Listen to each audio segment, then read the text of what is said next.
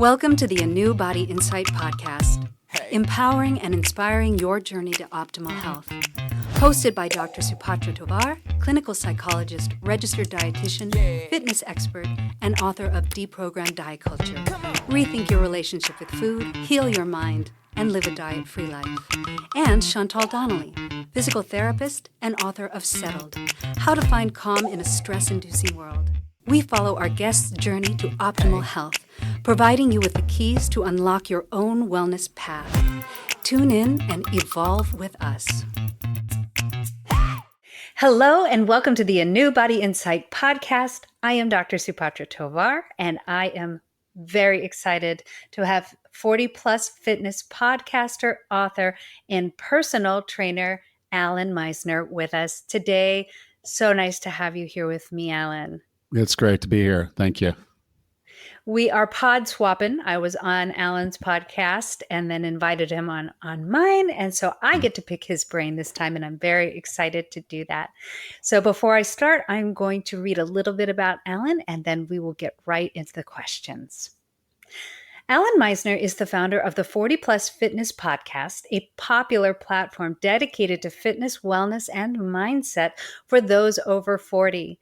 His journey began with a personal wake-up call at age 39, leading him to transform his lifestyle and ultimately lose over 55 pounds. As part of his own transformation, Allan became certified as a personal trainer and health coach, launching the podcast in 2015 to support others in reaching their fitness goals.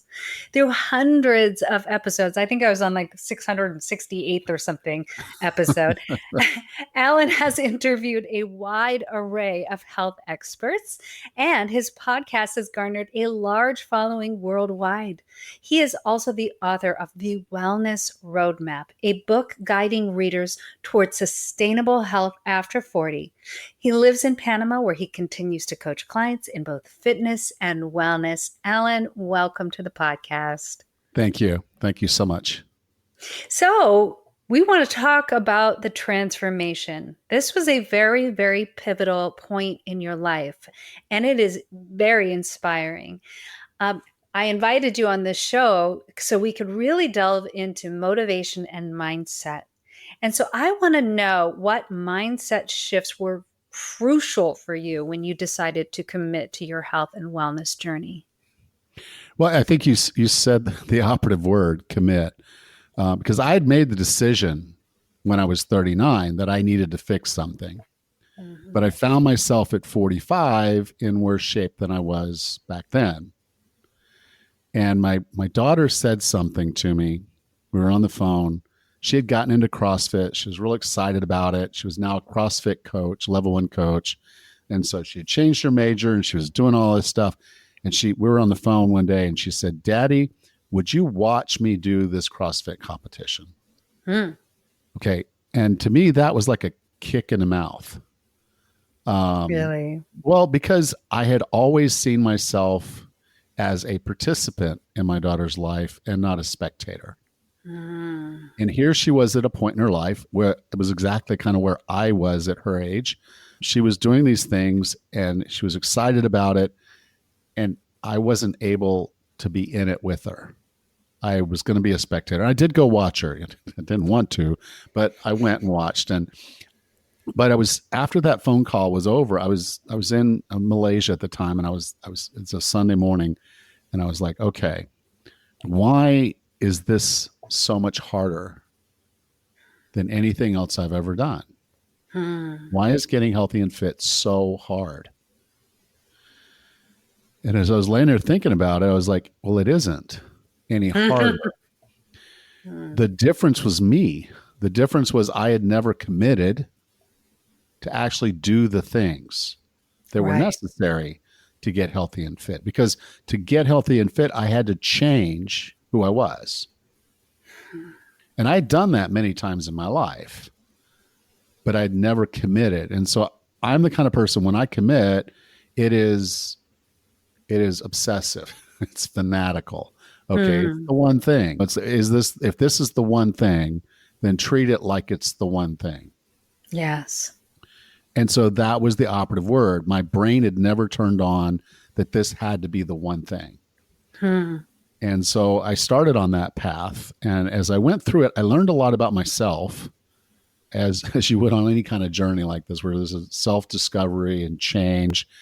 And I got to a point where I realized I felt like I was spinning my wheels. I wasn't quite getting there.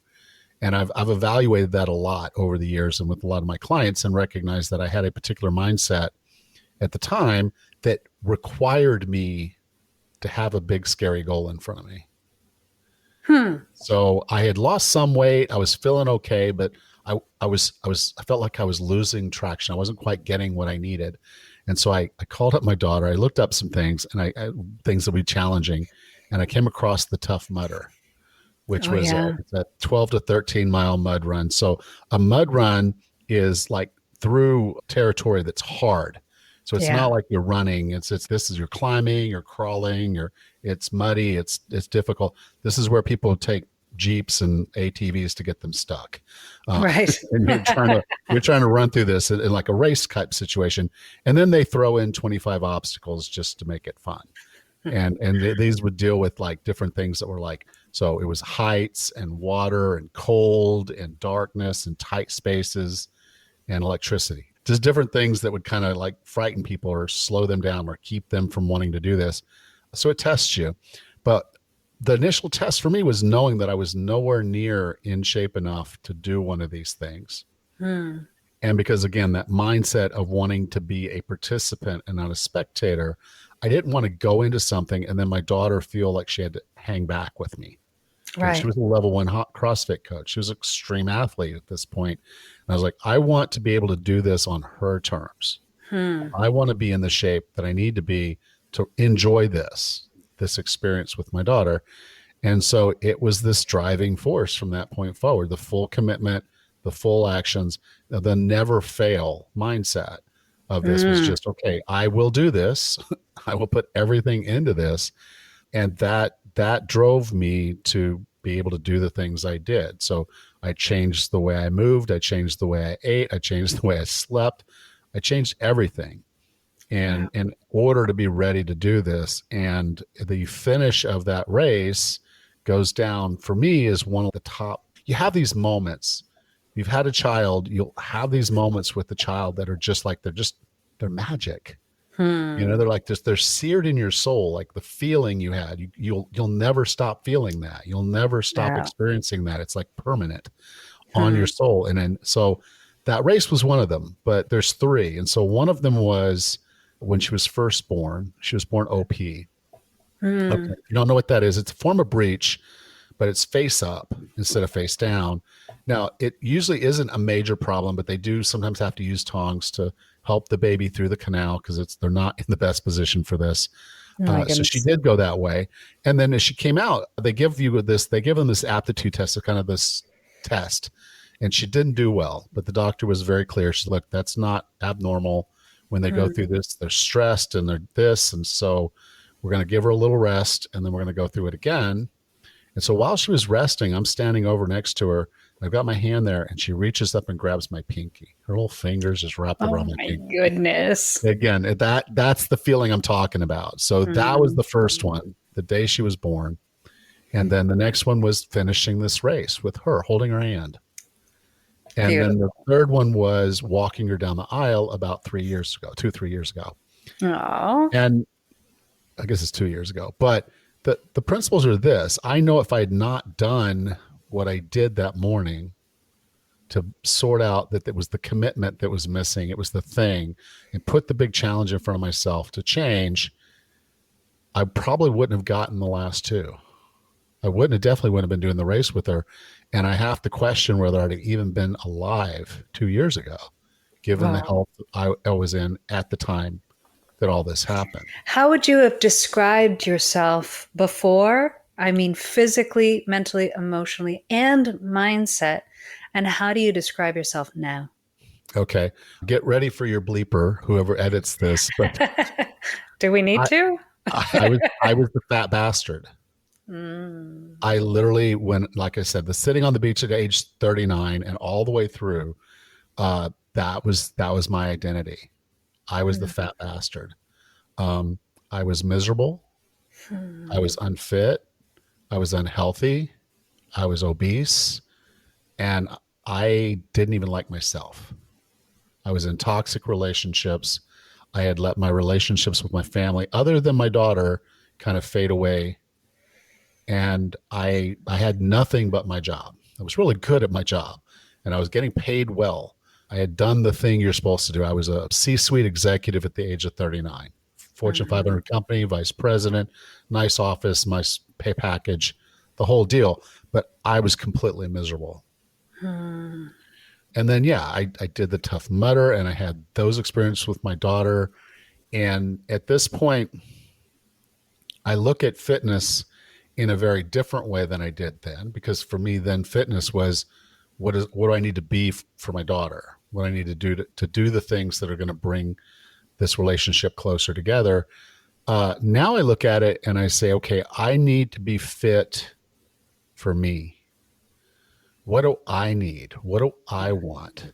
And so as I look at fitness, particularly as I age, because I'm 58, I'm going to want a lot of the same things. I want when there's grandkids, there's none yet, but when there's grandkids involved, I want to be a participant in their lives. I don't want to be the grandpa sitting in the rocking chair watching the kids on the floor. I want to be on the floor with them. I don't want to be the grandpa who's sitting on the bench at the entrance of the zoo, waiting for them to come out and tell me about the experience they just had. I want to be running through the zoo with them. Yeah. Having the experience with them. And so I need to be in the shape to make that happen. I live on an island. Our healthcare here is okay. It's not the best. There's no ambulance. So if something happened to my wife, to a friend, anything, I want the capacity to be able to do what's necessary to get them where they need to be. So if that's picking up a body and a person and my wife or someone else, putting them in a car and driving them to the hospital myself, I want to be capable of doing that. So I call that fit for task. And as I kind of look at my health and my being, I want to be the person who's there for them and not necessarily a person who's dependent and needs something for myself. Right. I'm curious. I would assume that your diet was on the less healthful side before and is on the more, I don't like to say good or bad ever. I am very food neutral for a reason, because I work with people with eating disorders. But I can imagine you had to really do a shift in your diet. And what was that shift? Well, I became a coach, not because I wanted to be a coach. I had that great job. That great job came with about 90% travel. So for someone who doesn't travel, you hear these numbers, percentages, it might not mean much, but 90% travel means I'm home 1 weekend a month. Yeah, it's a lot. Now, you can't hire a personal trainer and just work with them 1 weekend a month and get anything done. So that was a fundamental problem I was facing. And again, when I get that I will not fail mindset, I had to solve it. There were no podcasts for people over 40. There were no online trainers that did this. And I was looking for even books. The books were chair yoga and stretching. No. Well, it's good, but it's not enough. Those don't get me wrong. Those are important, but that was not going to solve my fundamental problem. And every time I tried to train like I was 20, I broke. And so there was all of that. And so I said, okay, I need to become my own coach. So I got certified. I did that. I did go speak to a nutritionist. I'm like, okay, I'm going to have a conversation with a nutritionist. I'm taking a fitness nutrition class and getting a cert in that or specialty in it. So I was doing those things, but I said, I'm just going to go have a conversation and see what they have to say. And so I told them what my goals were. We sat down and she pulls out this notebook and she said, binder. She says, do you know what paleo is? And I had no clue. I'm like, no. And then, because that wasn't a part of the education, the education was the my plate. So I'm like, okay. So she brings it up. She talks about it. I'm like, okay, well, that's interesting. And there's some reasoning behind it, whether it's right or wrong. It was a thing. So I'm like, okay, this will obviously change the way I eat because 90% of what I eat is not this. Hmm. So I started on it. Now, the way I read paleo myself as I was going through it was this is just basically whole food, Mm-hmm. meat, fish, eggs, and some vegetables, Mm-hmm. not a lot of fruit. And I said, okay, I'll give it a shot. So I started eating that way. And I was losing some weight. Like I said, at the beginning, I was like, I lost some weight, but I kind of felt a little stalled. Eventually, just kind of the food choices that I made ended up having more of a meat with a little bit of veg rather than the other way around. It could have been the other way around, but for me, it ended up being I'm eating a fair amount of meat and fish, eggs, and then some vegetables, mostly like leafy greens and cruciferous. Now, if you sit down and think about what the macros of that would end up being, it ends up being low carb. Okay, that was an accident. Mm-hmm. I didn't know that's because again, I wasn't counting carbs. I was just saying, what is the food? Okay, I'm going to have some steak. I'll have some chicken. I'll have some fish. I'll have some eggs, and then I'll have some vegetables.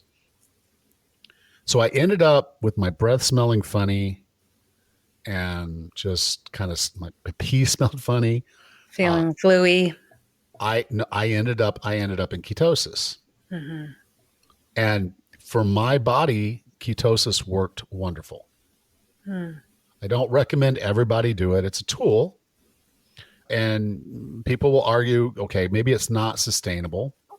So I can understand that. I can understand. Yeah, eventually you're going to want some of those other things, or you may feel like you need some of those other things, and you may. Uh, what I've come to see is that there is no one way that you can eat that's going to be perfect for you all the time. Mm-hmm.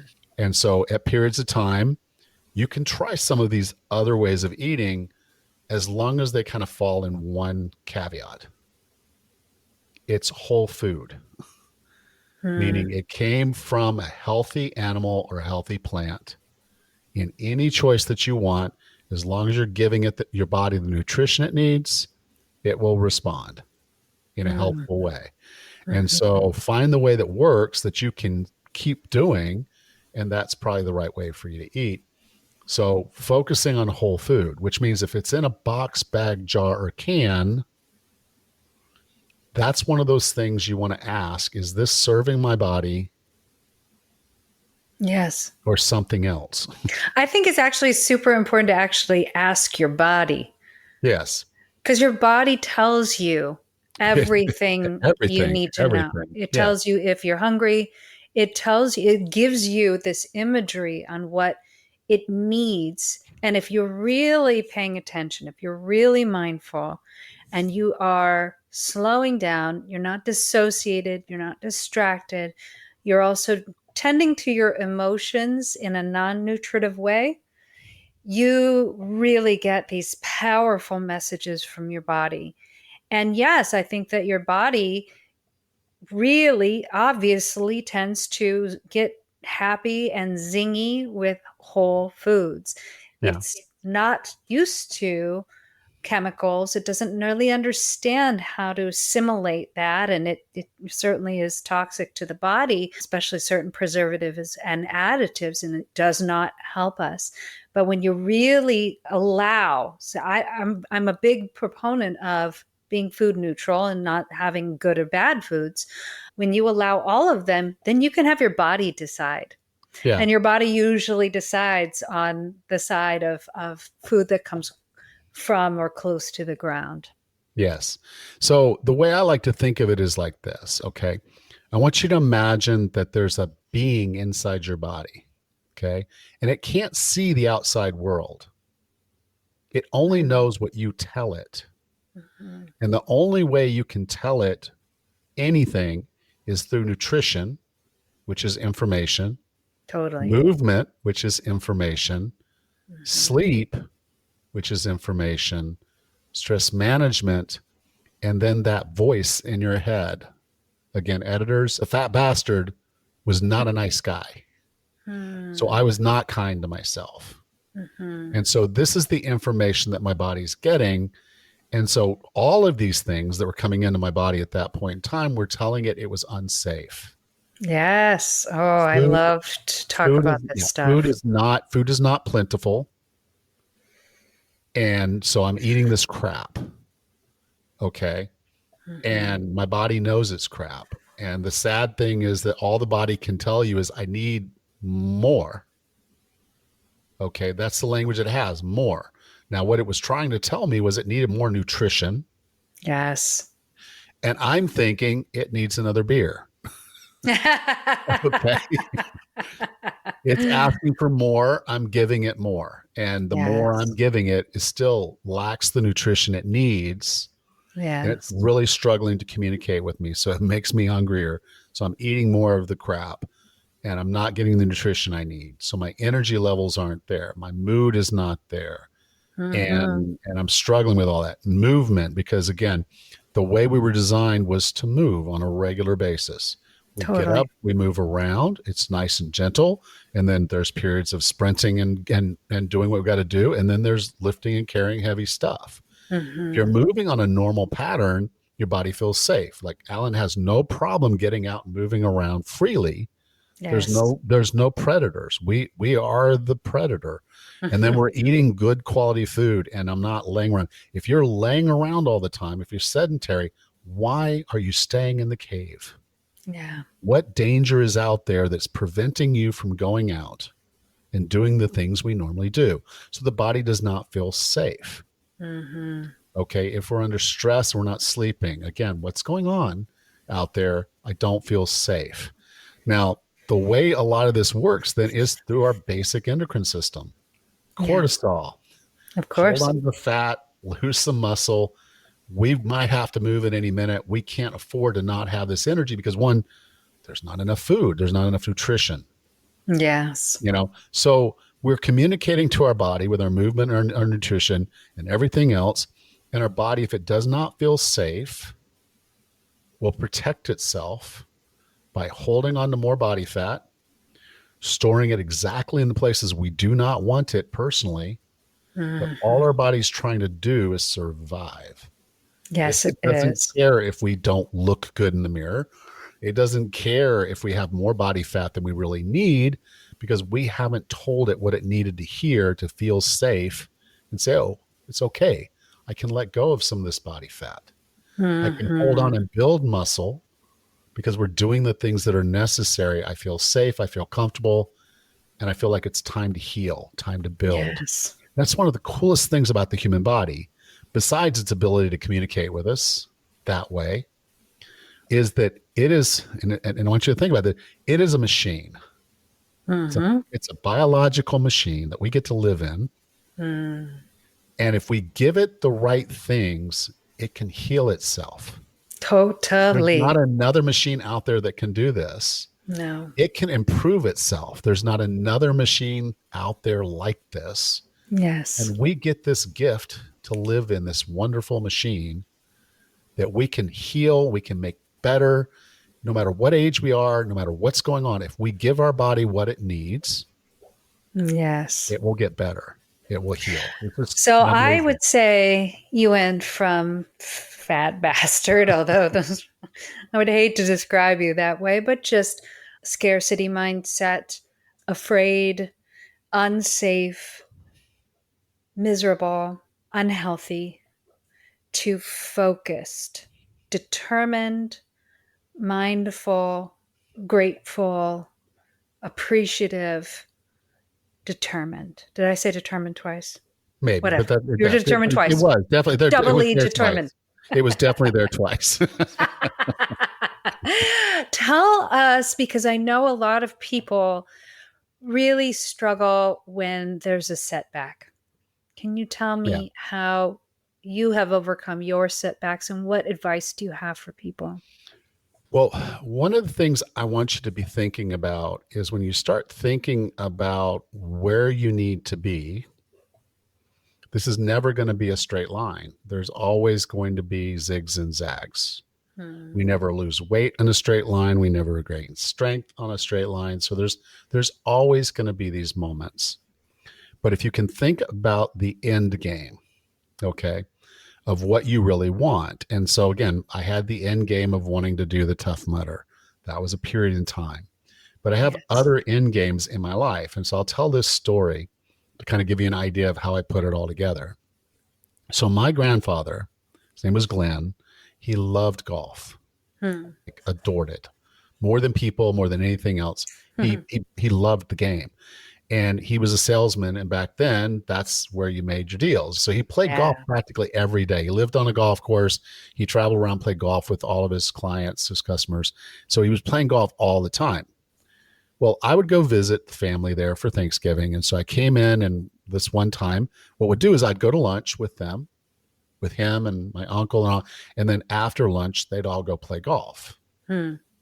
And that's when I'd go visit other family. Well, this one time we pull up in the golf cart, we finish lunch, we get in the golf cart, drive over, and all the guys go off to play golf, and he doesn't go. So I asked him, I said, what's going on? He says, well, I can't swing the club anymore. I don't have the balance. I don't have the strength. I just can't Whoa. swing the club. And I'm like, okay, because he was 80. So I was like, well, do you want to go to the driving range and we'll work on it? He's like, no, I just can't do it. Sad. So he loses golf. Now, a lot of people say, well, he's 80. Okay. He lived until he was 95.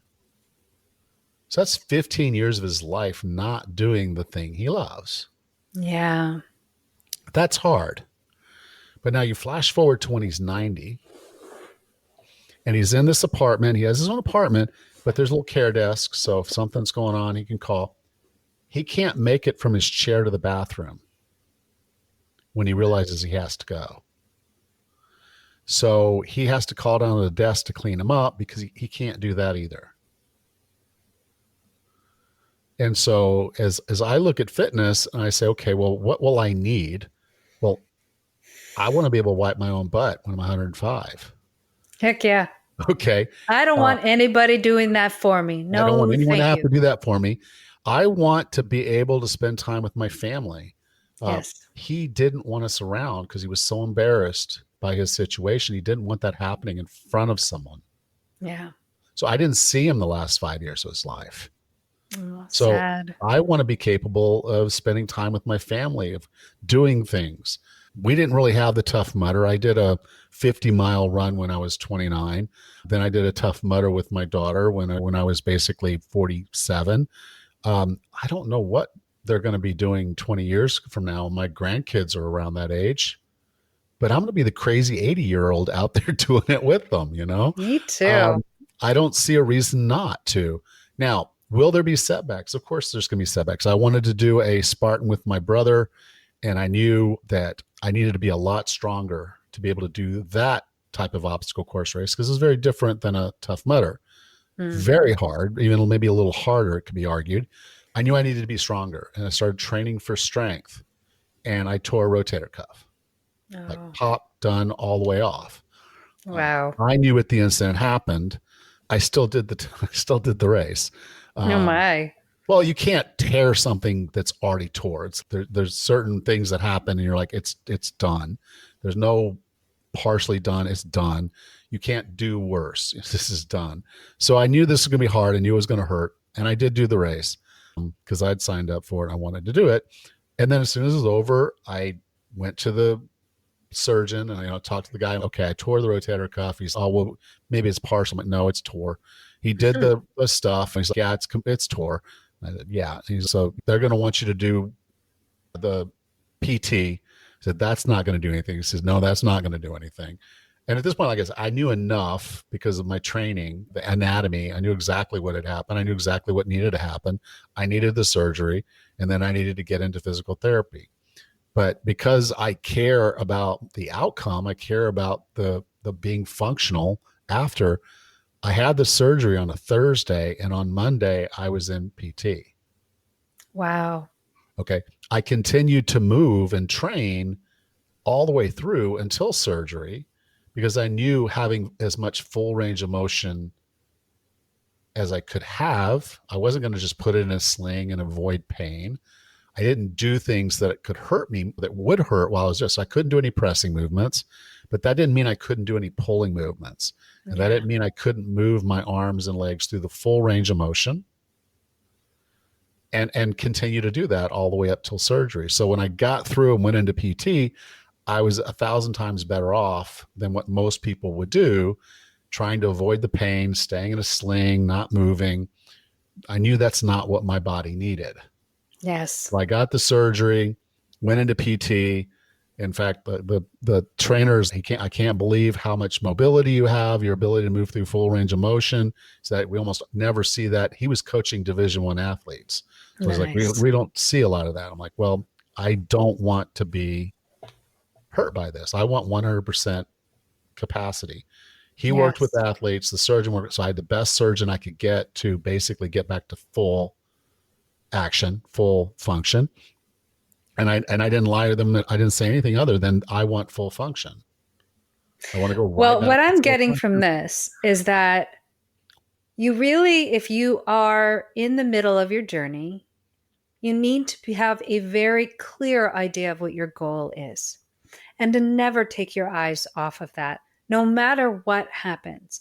To be kind to yourself, to be compassionate to yourself if you are having a setback, but to keep your eyes on the prize and to be determined. All of that comes from the mind.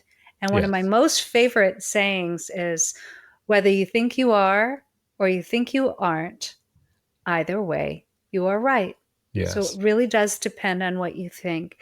So we're out of time for this half of this episode. I can't even believe it. And I still have a million questions for you. So listeners, I do hope you come back for the second half of this amazing episode with Allan Misner. He is the podcast host of the 40 Fitness Podcast.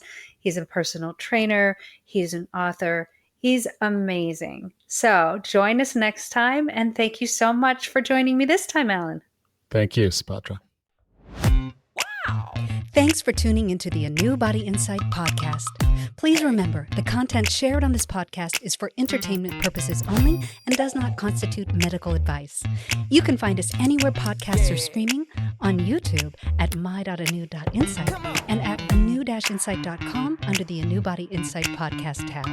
Follow us on our socials at my.anew.insight on Facebook, Instagram, TikTok, and Threads for more updates. Tune in next time and evolve with us.